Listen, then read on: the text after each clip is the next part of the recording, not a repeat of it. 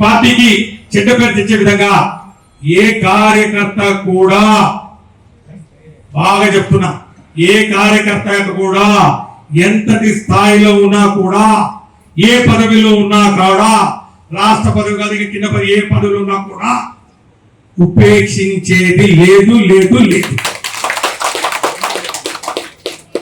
ఎంతవరకైనా కూడా ఒక్కసారి చెప్తాం, 2 సార్లు చెప్తాం, 3 సార్లు చెప్తాం. వినకపోతే పద్ధతి మార్చుకోకపోతే మా దగ్గరికి వచ్చి మరి సామరస్యంగా కూర్చోకుండా మేమేదో పార్టీలో మేమే నాయకులం, మాకిందే 100 ఓట్లున్నాయి, మేము లేకపోతే ఈయన గెలవలేడు, మేము లేకపోతే ఈ గ్రామంలో ఓటారంటే 50,000 ఓట్లు, 6,100 ఓట్లు ఎట్లా ఓడిపోయినాయి మరి 50,000. మీరంతా ఎవరైతే మాట్లాడుతున్నారో, ఎవరైతే నిజమైన కార్యకర్తలు కాకుండా మీటింగ్లకు రాకుండా మరి ఈరోజు బయట ఉండి మేము సంగతి గెలుస్తాం, ఆయన ఎట్లా గెలుస్తాడు, ఈయన ఎట్లా గెలుస్తాడు, ఏం పర్వాలేదు. అది ఏంటో ఓట్లు వేసేది మీరు కాదు, ఓట్లు వేసేది జగన్ చూసి, ఓట్లు వేసేది జగన్ చూసి, పార్టీ గౌరవాన్ని చూసి, పార్టీ చేస్తున్నటువంటి కార్యక్రమాన్ని చూసి, కష్టపడే కార్యకర్తల గురించి మీరు పదవులు తీసుకొని మీరు పైనుండి ఈ రోజు రాకుండా పోస్టులు పెట్టి పార్టీని దిగజార్చే కార్యక్రమం చేస్తే మాత్రం ఖచ్చితంగా క్రమశిక్షణ చర్యలు తప్పవని చెప్పుకునే సందర్భంగా మీ అందరికీ నేను గట్టిగా మనం చేస్తా ఉన్నా. ఎందుకంటే పార్టీలో కూడా ఈ విషయంలో చాలా చాలా సీరియస్ గా ఉంది. పార్టీ క్రమశిక్షణ కమిటీ అధ్యక్షతన రఘురామరెడ్డి గారు మరి మాజీ ఎమ్మెల్యే మైదుకు నాకు మంచి మిత్రులు, అందులో మరి సభ్యులు క్రమశిక్షణ సభ్యులు ఉన్నారు, రీజనల్ కోఆర్డినేటర్ ఉన్నారు, మరి కరువు నాగేశ్వరరావు గారు జిల్లా అధ్యక్షులు ఉన్నారు, బుచ్చపల్లి, అందరూ అందుబాటులో ఉన్నారు. ఎక్కడ పోయినా కూడా వాస్తవాలు వివరించి ఏం జరిగింది చెప్పి ఖచ్చితంగా క్రమశిక్షణ రహితంగా పనిచేసిన వాళ్ళు ఎవరైనా ఉంటే మాత్రం ఖచ్చితంగా వారి మీద చర్యలు తీసుకుంటాం. దానికి ఎన్నైనా ఉదాహరణ ఈరోజే నాకు ఒకటి చూపించినారు, ఎవరో చూపించారు, మార్కాపురం నియోజకవర్గంలో 12 మందిని, ఎంతమందిని 12 మందిని సస్పెండ్ చేశారు. పార్టీ ఉంటేనే మన కూడా పార్టీ పోయిన తర్వాత నువ్వు ఏం చెప్పుకున్నా ఎవరు మాట్లాడలేదు. ఈ గౌరవం ఈరోజు నేను వైసీపీలో ఉన్నాను కాబట్టి నా గౌరవం ఇంతమంది వచ్చినారు, మాట్లాడినారు, ఇంతమంది నీ చెప్తుంటే ఇంటా ఉన్నారు. నేను బయట పోయి మైక్ తీసుకుంటే ఎవరు వచ్చేవారు, ఎవరు వినేది లేదు. ప్రతి ఒక్క నాయకుడిని గమనించుకోవాలి, పార్టీ ఉంటేనే మనము మన కోసం పార్టీ కాదు, పార్టీ కోసం మనం ఉండాలా. పార్టీకి మనం ఏం చేసినామని అడగాలి అందరూ. పార్టీ మనకి ఏం చేసిందని కాదు, పార్టీకి మనం ఏం చేసినామనేది చాలా స్పష్టంగా ప్రతి ఒక్కరూ సమాధానం చెప్పుకోవాలా. నేను ఈ పదవి ఇచ్చినా, నాకు ఈ పదవిలో నేను 1 సంవత్సర కాలం ఏం జరిగింది, నేనేం చేసినా, స్టేట్ పదవి తీసుకున్నా, నియోజకవర్గ స్థాయి పదవి తీసుకున్నా, ఆ పదవి తీసుకున్నా, ఈ పదవి తీసుకున్నా, నేనేం చేసింది. నన్ను స్టేజ్ మీదకి పిలవలా, నన్ను కింద కూర్చోబెట్టారు, నాకు మైక్ ఇయ్యాలా, ఇవి కాదు. దయచేసి క్షమించండి, నేను కొంచెం గట్టిగా మాట్లాడితే క్షమించండి. మీకు గౌరవం ఇస్తారు ఎప్పుడైనా కూడా, తప్పకుండా మాట్లాడాలి. మరి ఇప్పుడు నేను అనేది బాధపడతారేమో, ఎవరైనా బాధపడతారేమో, నేను అనేది బాధపడతారేమో అని.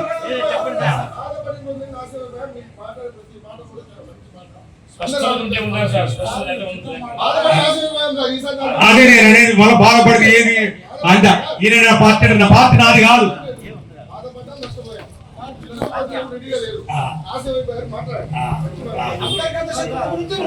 అదే అబ్దుల్లా భాయ్ చెప్తున్నాడు, మనము అది సినిమా డైలాగ్ అనుకోకండి, సినిమా డైలాగ్ అనుకుంటుంది. ఏమంటాడంటే ఈ సినిమాలో కనిపించే శత్రువుతో పోరాటం సులభం. ఏంటి కనిపించే శత్రువు? తెలుగుదేశం పార్టీ, బీజేపీ, జనసేన, వాళ్ళు కనపడే శత్రువులతో పోరాడడం. కనపడని శత్రువులు ఈడనే టీడీపీకి ఓట్లుగా పార్టీలో తిరిగి పార్టీలో ఈ శల్య సారథ్యం అంటారు. ఏంటి శల్య సారథ్యం? శల్యుడు అనే ఒక క్యారెక్టర్ ఉంది మహాభారతంలో, శల్యుడు అనే క్యారెక్టర్ ఉంది. ఆ క్యారెక్టర్ ఏంటంటే ఆ శల్యుడు కర్ణుడికి సారథ్యం వహిస్తుంటాడు. కర్ణుడికి సారథ్యం వహిస్తుంటాడు. కర్ణుడు మంచి పరాక్రమవంతుడు, అడివీర భయంకరుడు, అర్జునుడు ఆయన ముందర ఏం సరిపోడు. కానీ అన్ని శాపాలు కాబట్టి కర్ణుడు ఆయనకు కులం లేదు, లేకపోతే ఆయనకు రాజ్యం లేదు అని చెప్పి ఆయనను పూర్తిగా తక్కువ చేసినా కూడా ఈ ఎప్పుడు కూడా మహాభారతంలో, వేదాల్లో కానివ్వండి, మన స్మృతుల్లో కానివ్వండి, కర్ణుడికి ఒక ప్రత్యేకమైన స్థానం. మహాభారత యుద్ధంలో కర్ణుడికి రథం తోలడానికి శల్యుడిని పెట్టాడు. చెల్లుడు అంటాడు. ఆయన రథం తోలుతా ఉంటే అటు తీసుకపో ఇటు తీసుకో, అదిగో అర్జును కొడదాం, అదిగో దుర్యోధను కొడదాం, అదిగో భీష్మాచార్యుడు ఉన్నాడు వాళ్ళ సంగతి తెలుద్దామని చెప్పి పాపం కర్ణుడు ముందుకు వస్తుంటే చెల్లుడు అంటా ఉంటాడు, రోజంతాదేమని నీతేమైతుంది నువ్వెక్కడా, అర్జునుడు ఎక్కడా, నువ్వెక్కడా, భీష్ముడు ఎక్కడా, నువ్వెక్కడా మనిషి, నువ్వు కర్ణుడిని పొగిడి కర్ణుడికి ధైర్యం ఇచ్చి కర్ణుడిని ముందు తీసుకుపోయి ఇక్కడ కొడదాంపా అక్కడ కొడదాంపా నేను ఇట్లా తీసుకుపోతా రథాన్ని అట్లా తీసుకుపోతా పదాన్ని రథాన్ని చెప్పకుండా ఆయనకి తల మీద పరిచే సారథ్యాన్ని జనరల్ గా మనం ఏమంటాం, శల్య సారథ్యం అంటాం.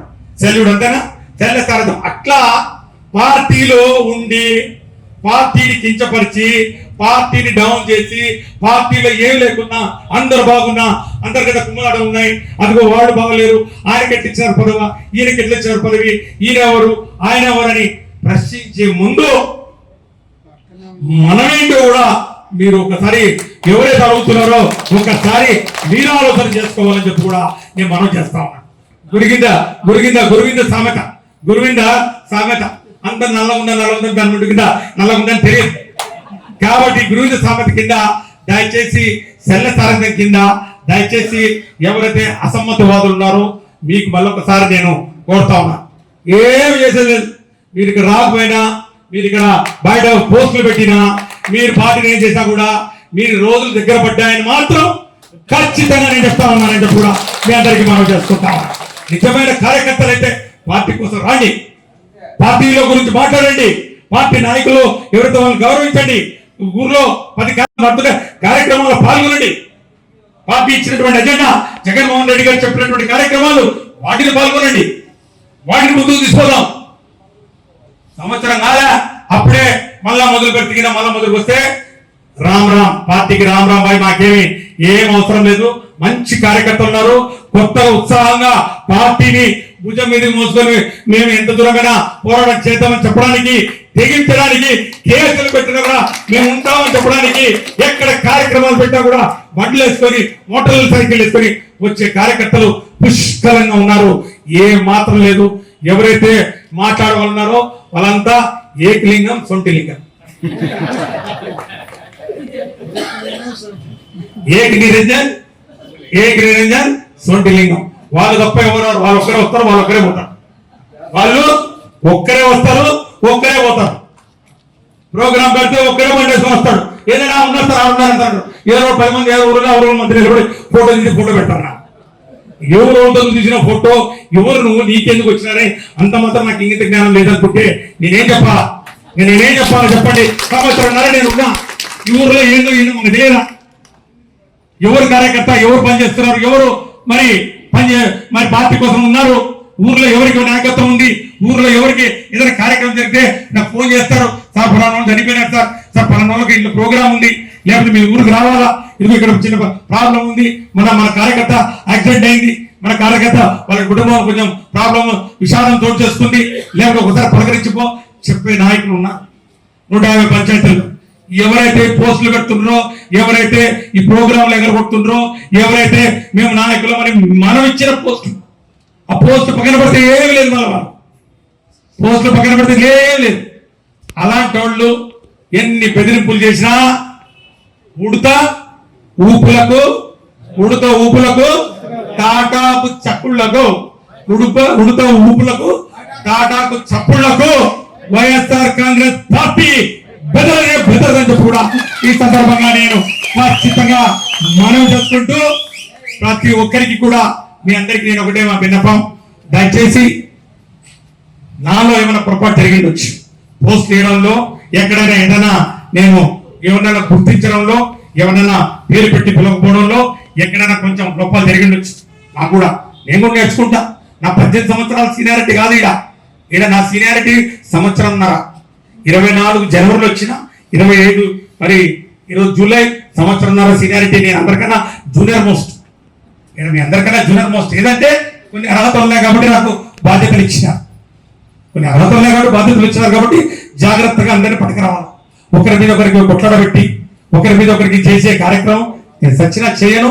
చక్కటి విలువలతో కూడినటువంటి రాజకీయ మాకు ఏదైతే రాజశేఖర రెడ్డి గారు నేర్పించారో, రాజశేఖర రెడ్డి గారి నుంచి జగన్మోహన్ రెడ్డి గారు వారసత్వంగా తీసుకొని మాకు నేర్పించారో అవే నేను మీకు చెప్తాను. రాజశేఖర రెడ్డి గారి దగ్గర పనిచేశాం. రాజశేఖర రెడ్డి గారి మరి ఆయన ముఖ్యమంత్రిగా ఉన్నప్పుడు మేము ఎమ్మెల్యేగా ఉన్నాం. జగన్మోహన్ రెడ్డి గారితో పాటు అసెంబ్లీలో ఉన్నాం. ఈ రోజు ప్రతిపక్షంగా పోస్ట్ లేకుండా మేము ముందు నిలబడ్డాం. అంతే, ఏం లేదు. అది మాజీ అనేది శాశ్వతం. మాజీ అనేది శాశ్వతం. పదవులు అనేది వస్తూ ఉంటాయి, పోతా ఉంటాయి. కాబట్టి పార్టీ అనేది ఒక గౌరవం. ఈరోజు తెలుగుదేశం పార్టీలో ఎవరికో గవర్నర్ పోస్ట్ ఇస్తే ఫస్ట్ టైం ఆయన రాజీనామా చేసి పార్టీ సభ్యత్వానికి రాజీనామా చేసి పోతా ఉన్నాడు. అది గౌరవం. అంత గౌరవం తీసుకొని చెప్తా ఉన్నాడు. పార్టీ అనేది తల్లి లాంటిది. పోనీ పోయినారు, పోనీ సర్పంచులు పోయినారు, పోనీ ఉప సర్పంచులు పోయినారు, పోనీ ఎంపీలు పోయినారు, పోనీ జడ్పీటీసీ కూడా పోయినా. జడ్పీటీసీలు పోయినారు మన దగ్గర, ఎంపీలు పోయినారు కదా, ఇద్దరు ఎంపీ. పోయిన వాళ్ళు మాత్రం ఊరికి వదిలేదే లేదు. పోయిన వాళ్ళు మాత్రం వదిలేదు లేదు. ఖచ్చితంగా రేపు ఆ కాల పరిమితి ఏదైతే ఉందో వాళ్ళు ఎమ్మడి పడేది. అది జరుగుమల్లి కానీ, కొండెప్పి కానీ, ఆడైనా కానీ వదిలేది లేదు. పార్టీకి మరి అండగా ఉంటూ పార్టీని మరి గౌరవిస్తూ పార్టీ కోసం పార్టీలో ఉన్నారు కాబట్టి నువ్వు రా వచ్చి కండు వేసుకో, నీ మీద కేసులు ఉండవు, నువ్వు రా కండు వేసుకో, నీ పొలం ఆక్రమించరు, నువ్వు రా మంత్రి గాని కాదు, లేకపోతే నీ మీద గంజా కేసులు పెడతాం, ఈ విధంగా బెదిరించినా కూడా నువ్వు ఏం కావాలన్నది పెట్టుకో అని చెప్పి నిలబడ్డ ప్రతి కార్యకర్తకు చేతులు జోడించి పాదాభివందనం చేసుకుంటూ పార్టీ మీకు అండగా ఉంటది. పార్టీ మీకు ఎప్పుడు కూడా మీ చేతుడు మాదిరిగా ఉంటది. ఏ కార్యక్రమైనా కూడా అందరం కూడా ఇక్కడ ఉన్న వాళ్ళందరం కూడా కలిసి వస్తామని చెప్పి కూడా మీ అందరికీ మనవి చేసుకుంటూ, ఇంకా చాలా ఉన్నాయి కార్యక్రమాలు, ఇంకా సమయం కూడా చాలా సమయం ఉంది. ఇంకా 4 ఏళ్ళు ఏమి ఇబ్బంది ఏం లేదు. అన్నీ కూడా ఎక్కడెక్కడ ఇబ్బందులు పడ్డామో, ఎక్కడైతే ఇంకా ఎవరినైతే మరి వారికి సముచిత స్థానం కల్పించలేదో ఆ సముచిత స్థానం కల్పిస్తాం. పదవులు ఖచ్చితంగా రొటేషన్ పద్ధతిలో, ఎట్లా రొటేషన్ పద్ధతిలో అందరికీ కూడా అవకాశం కల్పిస్తాం. రొటేషన్ పద్ధతిలో అందరికీ అవకాశం కల్పిస్తాం. ఎక్కడైతే ఇంకా గ్రామ కన్వీనర్లు అపాయింట్ కాలేదో, గ్రామ కన్వీనర్లు మీరు వేసుకోలేదో మరి మీకు అవకాశం ఇస్తాం. లేదంటే పార్టీ హెడ్ క్వార్టర్ నుంచి మరి మేమే వచ్చి కూర్చోబెట్టి మరి సామరస్యంగా ఏకాభిప్రాయంతో ఆ యొక్క కార్యక్రమాన్ని నిర్వహిస్తామని చెప్పి కూడా మీ అందరికీ మనవి చేసుకుంటూ, పార్టీలో ఎక్కడ కూడా పురపక్షాలు ఉండొద్దు. ఎక్కడ కూడా ఏమాత్రం అరమరికలు లేకుండా అందరం కూడా ఒక తల్లి బిడ్డలుగా కలుసున్నాం. చిన్న చిన్న భేదాభిప్రాయాలు, చిన్న చిన్న మనస్పృతలు సహజం. అన్నదమ్ములకే ఉంటాయి, అక్క చెల్లెళ్ళకు ఉంటాయి, తోబుట్టులకు ఉంటాయి. అది అంతే అనుకుందాం. అంతేగాని దాన్ని శత్రుత్వం వరకు తీసుకుపోవద్దు. అది విభేదించడం మాత్రమే. నీదొక ఆలోచన, నాదొక ఆలోచన. కాబట్టి ఫైనల్ గా ఏదో ఒకరు పెద్దోడు ఏదో ఒకడు చెప్తాడు, దాన్ని తీసుకొని మనం ముందుకు పోదాం. ఖచ్చితంగా సింగరాయ కొండను బలోపేతం చేద్దాం. 6,100 మెజారిటీతో ఓడిపోవడం జరిగింది. చాలా అవమానకరం. అవన్నీ ఒక పీడకలగా మర్చిపోదాం. ప్రతి ఒక్కరు మళ్ళా మొదలు పెడదాం. ఎక్కడ పడిందో, ఎక్కడ దెబ్బ పడిందో అక్కడి నుంచే మళ్ళా మనం దున్నడం మొదలు పెడదాం. కాడెత్తుకుందాం.